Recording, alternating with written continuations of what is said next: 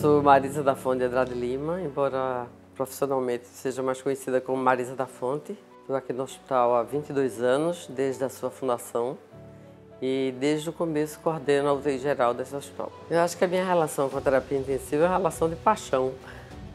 Eu acho que desde que eu me formei, eu sempre olhei e busquei a terapia intensiva como uma satisfação pessoal. Ali é onde eu me encontro e esqueço um pouco o que está rodando lá fora. Eu sou mãe de 5 filhos, tenho 10 netos, sou casada, mas assim, não comparando os mundos, mas assim, só dizendo que ali eu sou até capaz de esquecer, dentro da UTI eu sou capaz de esquecer um pouco as coisas que estão rodando na minha vida privada e realmente focar nas coisas que estão na minha mão ali na frente. Mas respondendo diretamente a sua pergunta, é quando você consegue fazer uma pequena diferença, quando a minha presença consegue fazer a diferença em qualquer dos pacientes que estão ali sob a minha responsabilidade, por menor que seja essa diferença, isso me recompensa enormemente. É importante a gente sentir que a presença da gente, que o trabalho que a gente desenvolve faz diferença na vida de alguém. É para isso que a gente é médico. Antes de chegar no Esperança surgir, eu fui chefe da UTI do Hospital Agamenon Magalhães durante 8 anos. No serviço público, infelizmente, a terapia intensiva, embora seja um lugar para onde flui muitos recursos, mesmo em detrimento de outros de menor urgência, ainda assim é muito carente de recursos tecnológicos, principalmente, né? Pela questão da dificuldade de licitações de recursos, tudo vai mais devagar no serviço público. Embora eu não esteja questionando a qualidade, a tecnologia é importante, mas não é definitiva. Então, nós tínhamos um serviço de excelência no Hospital Agamenon Magalhães. De lá, eu passei um tempo afastado da terapia intensiva porque assumi a diretoria geral do hospital durante 4 anos. E isso me afastou um pouco da terapia intensiva e depois disso eu fiquei sem trabalhar em medicina intensiva porque, logicamente, os espaços são ocupados e não havia tantos serviços disponíveis no momento. Foi quando o Ronald me chamou, o hospital estava em construção, para formar o time do Esperança. E assim, eu tive 1 ano antes do hospital abrir as portas para fermentar um time, né? A gente criar uma lógica de trabalho, estudar junto, criar políticas internas, criar a maneira como nós trabalharíamos. E isso foi assim um trabalho muito bom, porque foi feito a muitas mãos. Eu e a Heloísa estamos desde essa época. E trouxemos para a gente pessoas que hoje trabalham, Cristiano Rexcher, que hoje é nosso diretor, foi uma das pessoas que participou ativamente. E as outras pessoas que trabalharam, elas estão em outros serviços por aí, muitos em terapia intensiva ainda. Alguns foram para o interior. Então, isso foi um fruto que rendeu, porque a gente, quando abriu as portas, em agosto de 2000, nós já tínhamos exatamente um time absolutamente orientado para o que queria, como queria, e já sabíamos como fazer. Tínhamos protocolos muito bem estruturados. Então foi um trabalho que, desde o começo, não teve percalços, não teve dificuldades. A gente teve um reconhecimento do corpo hospitalar por isto. A diretoria do hospital, na época, Marcelo e Ronald, reconheceu o esforço do time. E aí foi fácil também a gente, ao longo por conta desse esforço que continuou, não foi uma coisa que para iniciar, a gente conseguiu ir agregando progressivamente pessoas ao time. O time cresceu, passamos de 15 leitos para 30 leitos, depois, ao longo dos últimos anos, a gente vem crescendo e hoje temos 50 leitos de UTI no hospital. 60, desculpa, há um mês passou para 60. Então, ao longo do tempo, mas a filosofia eu digo que é a mesmo foco na aprendizagem contínua, formação de um time. As pessoas, quando chegam para trabalhar com a gente, muito mais importante do que seu conteúdo técnico, do seu conhecimento científico, que isso a gente adquire e muda periodicamente, é a questão do envolvimento com o paciente, da responsabilidade profissional, das suas características éticas. Esse compromisso é que nem sempre, né, em pessoas que gostam de trabalhar em medicina intensiva, nem sempre a gente consegue e nem está estampado na fisionomia de ninguém. Isso é uma coisa que apenas a convivência, o conhecimento é que mostra pra gente quem são as pessoas que têm um alinhamento. Não somos melhores do que ninguém, não fazemos, mas a gente busca, além da questão científica, ter esse tipo de compromisso com a aprendizagem e com o trabalho que a gente desenvolve. E isso fez a gente caminhar. Montamos o primeiro serviço de medicina intensiva de Pernambuco, foi aqui no hospital. Foi um desafio imenso, porque era um hospital privado, que ainda não tinha um nome tão consolidado no mercado. E assim a gente conseguiu montar e hoje a gente formou pessoas, inclusive Marçal, que foi nosso primeiro residente hoje, é uma pessoa que nos ajuda muito na gestão, é chefe de uma outra UTI do Hospital Esperança Olinda. Então é muito prazeroso a gente ver que a gente agrega pessoas que crescem com a gente e que nos ajudam a crescer também. A gente só cresce com a ajuda desses profissionais. Não mudou nada na minha maneira de ver as coisas, na maneira de cobrar as coisas. O que mudou é que o time ficou muito grande. Então, na época que éramos 10 médicos, a interação era muito forte, era muito pessoal e era muito direta. Não havia segundo time, vamos dizer assim, era nós e o plantonista e estávamos lá. Hoje nós somos um time de mais de 50 médicos. Eu tomo para mim a responsabilidade de fazer que esses 50 médicos caminhem, não digo nem na mesma velocidade, nem no mesmo ritmo, mas no mesmo olhar. A gente tem de ter o olhar dirigido para o mesmo ponto do horizonte. Esse é o meu grande desafio. Nem sempre eu sou compreendida por isso, porque muitas vezes acham que eu sou muito rigorosa. As gerações mudaram um pouco, hoje o jovem, eu aprendi, no começo eu tive um pouco de dificuldade de entender essa mudança de geração.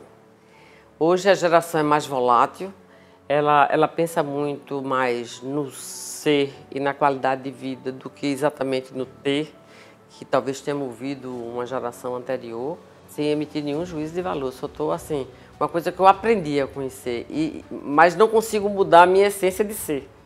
Então a minha maneira de cobrar, eu acho que em algum canto deve ter alguém ainda que pense como eu, que queira as mesmas coisas que eu, porque eu não estou querendo nada para mim.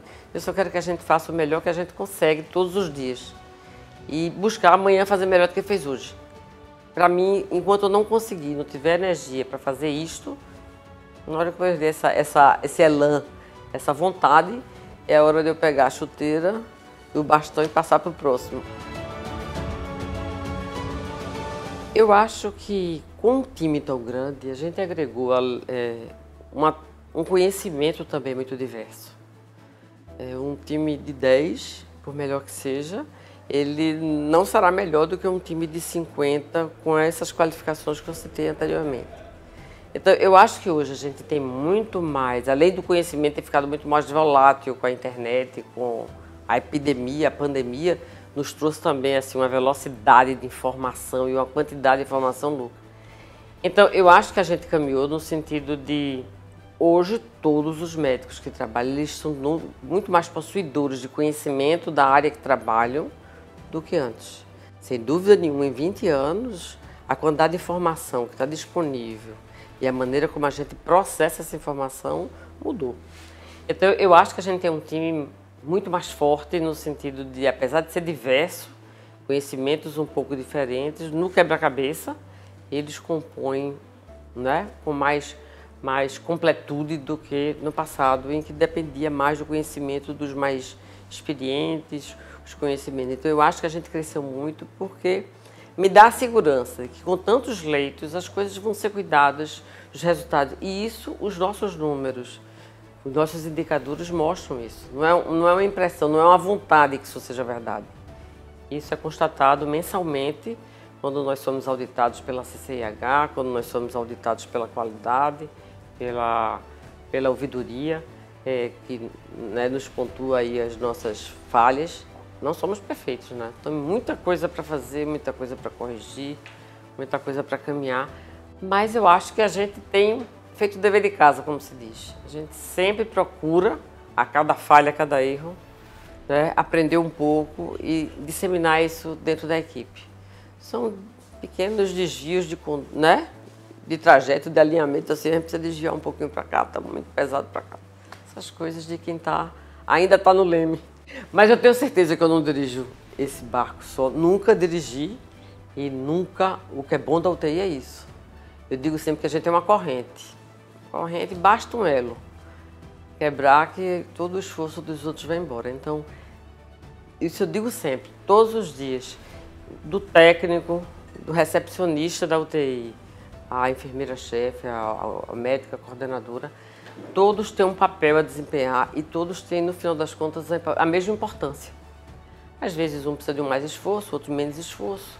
Um demanda mais tempo, outro menos tempo, mas assim o esforço, só o esforço de todos é que vai fazer com que a gente esteja preso onde a gente quer. Teve um caso que a gente teve antes da pandemia. Uma adolescente, praticamente gestante, veio para um pré-natal e descobre que ela tem uma insuficiência respiratória. Ela não tinha nenhuma queixa de falta de ar, mas ela estava absolutamente hipoxêmica. E isso foi um concatenar de fatos. Ela estava gestante de 7 meses, foi para a UTI. Essa adolescente terminou precisando fazer o parto dentro da UTI, um parto cesariano, porque ela não tinha condições de transferência para o bloco cirúrgico.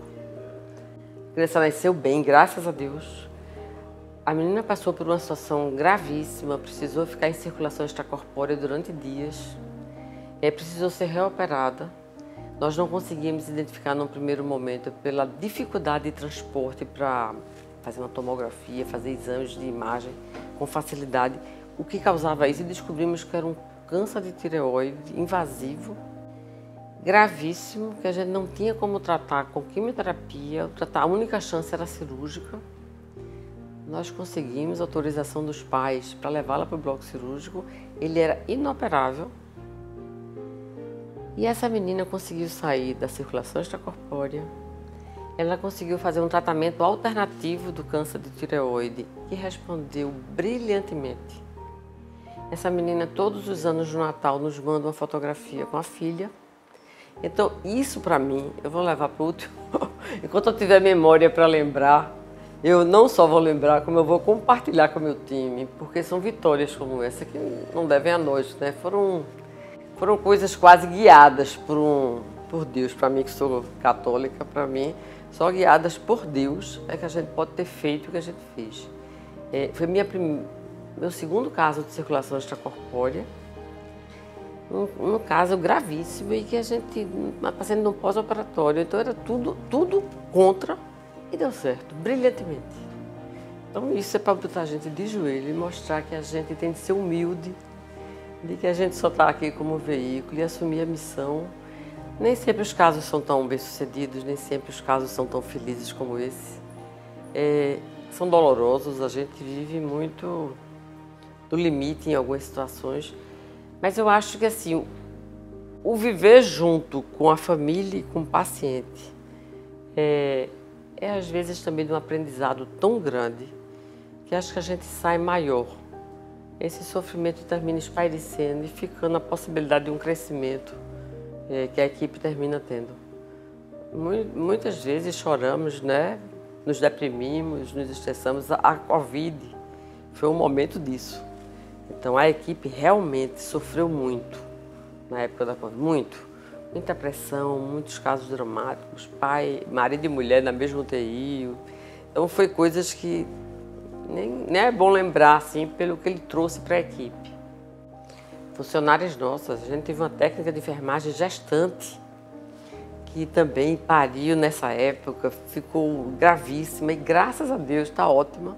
Ainda não voltou para trabalhar, mas eu espero que um dia ela consiga voltar, porque houve uma sequela da traqueostomia e isso termina que dificulta um pouco, não a vida normal dela, mas uma vida profissional, comunicação. E que é importante dentro da UTI, mas foi uma vitória, mais um caso assim para a gente comemorar. As UTIs no mundo surgiram na década de 50 por conta da epidemia de poliomielite. Então, dentro da maneira como ela surgiu, numa situação de altíssima mortalidade pela insuficiência respiratória que havia na época, e a maneira como ela surgiu, terminou que deixou essa pecha. As UTIs eram pequenas, depois que passou a epidemia, eram pequenas, para pacientes muito graves que estavam no limite. O que aconteceu nos últimos anos? Com os procedimentos cirúrgicos foram se tornando cada vez mais complexos e possíveis de acontecer e serem bem-sucedidos, depois do centro cirúrgico, eles precisavam de alguém que continuasse olhando nas próximas horas. E aí a UTI começou a assumir um papel que ela tem hoje, muito mais importante do que de tratar de situações limites, que é da acompanhamento, da vigilância. Então você bota dentro de uma sala, lá, um médico, uma enfermeira treinados, técnicos de enfermagem, fisioterapeutas, que tem um papel, em 40% pelo menos dos dentes, apenas de vigiar, de estar ali disponível, que se alguma coisa não acontecer da maneira esperada pelo cirurgião no pós-operatório, tem alguém que tome a providência, acione a equipe cirúrgica. 40% dos pacientes vão para isso. Os outros 40% precisam da enfermagem. Aquele paciente que não consegue ficar apenas aos cuidados da família do apartamento. Precisa da enfermagem para determinados cuidados de medicação que são específicos da equipe de saúde. Apenas 20% precisam realmente ou vão se beneficiar da intervenção médica. E isso cada vez diminui mais, porque como os procedimentos cirúrgicos hoje são minimamente invasivos, mesmo as cirurgias mais complexas, elas são muito mais simples do que foram na década passada. Um pós-operatório da cirurgia de coluna, da cirurgia neurológica, da cirurgia torácica, são cirurgias que antes rendiam, infectavam. Não, hoje elas são muito mais simples e muito mais rápidas. Então o papel da UTI é isso, mas por mais que a gente doure a pílula, como eu costumo dizer, que a gente deixe a família ficar junto, que seja iluminada, que tenha um certo grau de liberdade dentro do que é possível num ambiente normativo como é a UTI, o paciente entende que enquanto ele estiver se beneficiando da nossa vigilância é porque existe algum risco. Isso está implícito. A gente pode usar o discurso que quiser, mas na realidade o denominador comum é isso aí. Existe algo que ainda pode acontecer comigo, que eu preciso estar aqui para o médico estar olhando para mim, checando o exame, a enfermeira, o monitor, o que seja. Então, hoje a gente lida, a família tem sido super importante para isso. Então, quando a gente reabriu, após a pandemia, o projeto UTI de Portas Abertas, que a família pode passar durante o dia todo com o paciente, isso nos ajuda enormemente. Porque ela está ali, conversa dos problemas, conversa das coisas, e isso ajuda o tempo a passar. Se você ficar sozinho, deitada na cama, gente passando, correndo para um lado, correndo para o outro, conversando, escrevendo, parará, discutindo, e você ali sem... Você só tem uma coisa para pensar. Na sua doença, se você vai ficar melhor, se você vai piorar, se vai ficar feito aquilo. Então, a família dentro da UTI é o maior benefício que a aprendizado e o tempo de vivência dentro da UTI nos deu. Então, quanto mais tempo, e assim, no momento que a gente tiver estrutura que fique 24 horas, como a gente já tem na UTI geriátrica, esse será o melhor dos mundos. Metade dos problemas relacionados a esse temor da família é esse. O engraçado é que muitos pacientes se sentem inseguros de sair. Na hora de sair, eles têm um pouco de receio, porque a gente diz, olha, você agora vai para... mas você não vai ter. Mas precisa prestar atenção a isso, a gente tem que passar os cuidados para a família ficar atenta a algum sinal de alarme, já que a gente está passando o plantão agora para um familiar, que é o principal responsável pelo cuidado na hora que o paciente vai para um apartamento, né? Então, eles se sentem um pouco inseguros em algumas situações. Mas a grande maioria fica bem, muito poucos retornam. E quando retornam a segunda alta é mais difícil ainda. Eu sempre digo que pior do que demorar um pouquinho mais na UTI para não ter perigo da readmissão, é a readmissão quando ela acontece. Essa, para nós médicos, é difícil, porque dá sempre a sensação de que a gente não deu conta, de que a gente não foi capaz de prevenir isso, e a família se sente... de novo, um recomeçar de uma situação de estresse. Então, essa é uma situação muito difícil. E às vezes as coisas acontecem até porque o doente tem alta, para uma cirurgia foi agendada, e depois volta de alguns dias porque a cirurgia foi autorizada, é o momento correto de realizar, ou uma outra coisa que não tem nada a ver com o que trouxe o doente para a primeira vez. Mas esse retorno para a UTI nem sempre é uma situação desejável para ninguém. Aliás, nem sempre, nunca é uma situação desejável para ninguém, a menos que seja de uma forma eletiva, num pós-operatório ou coisa desse tipo. As minhas referências, você não pode esquecer de onde você começou, né? Então, para mim, minhas grandes referências são meus preceptores lá do Hospital Agamenon, onde eu aprendi a arte da medicina. Então, Chicão, Luiz Fernando Maciel, um internista de mão cheia, Ney Cavalcante, um endocrinologista, mas com a visão de internista, e Dr. Henrique Cruz, que já é falecido. Essas são minhas referências locais, assim. Mas a medicina intensiva, com Jean-Louis Vincent, com o Dr. Shoemaker, da época de 80. Então, são pessoas que fizeram a medicina intensiva como uma arte, né? Numa época que a gente dispunha de muito pouca tecnologia, foi que nos ajudou a construir. Eu sou da geração que ajudou a tornar a medicina intensiva uma especialidade do Brasil. Então, ela foi reconhecida como especialidade, se eu não estou enganado, em 89, 90. Eu sou especialista desde 84. Eu já tinha o título dado pela Associação Brasileira, mas ele ainda não tinha o reconhecimento pelo Conselho Federal de Medicina. Então, realmente, eu sou de uma primeira geração que vestiu a camisa da medicina intensiva como especialidade e sou muito feliz com essa opção. Sou clínica de formação, sou internista de formação, faço consultório, mas eu diria que eu digo que é o único lugar que eu sou conhecida como Marisa da Fonte é dentro do meu consultório. As pessoas estão ali porque me procuraram. Na UTI, eu não conheço ninguém que vá para um hospital dizer assim, eu quero ir para a UTI, seja por doutora Marisa, seja por quem quer que seja. Ninguém quer ir para a UTI. Quem nos escolhe, muitas vezes, ou é a família, ou a maioria das vezes é o médico, que traz para o Hospital Esperança, porque lá tem uma UTI, que ele confia, que ele está qualificado, né? Que ele tem um bom trânsito, que seja. Não que os outros não tenham, mas que nos conhece, digamos assim. Mas o paciente, normalmente, ele não bota isso na conta de vir para o hospital, né? Ele não vem para querer ser. Então, o único lugar que eu sou Marisa da Fonte, eu digo que é o consultório. Eu acho que o hospital tem caminhado tão positivamente nos últimos anos e eu tenho muito orgulho de ter participado dessa caminhada. Uma coisa que fez muita diferença foi o processo de acreditação internacional, projeto de qualidade. Isso mudou a cabeça de nós profissionais aqui no hospital. Então, todos que acompanharam esse caminho da preocupação com a qualidade e segurança do paciente, qualidade da assistência e segurança do paciente, eu acho que se beneficiaram e aprenderam muito com isso. Então, eu acho que a gente só vai fortalecer esse caminho. Eu espero que o time seja cada vez mais forte e mais comprometido, o meu time da UTI seja cada vez mais comprometido, que a gente seja capaz de continuar formando valores que estão, né, por aí, a nossa residência se fortaleça. E a gente precisa uma interação maior dentro do corpo hospitalar. É um movimento sempre muito móvel dentro do hospital. Sempre profissionais estão chegando, profissionais estão saindo, então existe um grupo mais antigo que vai ficando, mas vai chegando uma turma mais jovem, que tem uma energia diferente, que tem um conhecimento. E eu acho que o que eu gostaria para o futuro é que essa interação entre as equipes fosse uma coisa mais forte, de maior amplitude, digamos assim, com maior troca de conhecimento. Eu acho que a diretoria atual tem feito esse esforço aí de manter essa interação e que a gente chegue onde temos de chegar. Eu acho que a gente não tem muito para onde crescer mais, né? A geriatria está se tornando assim um pilar importantíssimo do hospital.